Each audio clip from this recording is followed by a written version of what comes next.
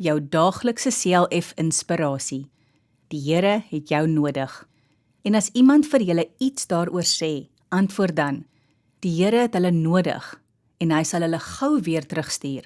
Matteus 21 vers 3. Jesus en sy disippels was op pad na Jerusalem.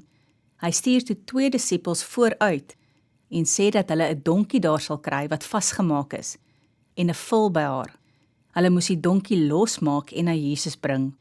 Ook moes hulle vir die mense wat daaroor uitvra sê dat die Here die donkie nodig het. Jesus het op die donkie geklim en so Jerusalem binne gery. Al die mense het Jesus geloof en geprys toe hy Jerusalem ingaan.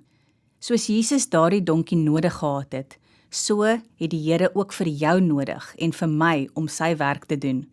Die Here roep ons om vir hom te werk. Dit maak nie saak hoe klein die werk is nie.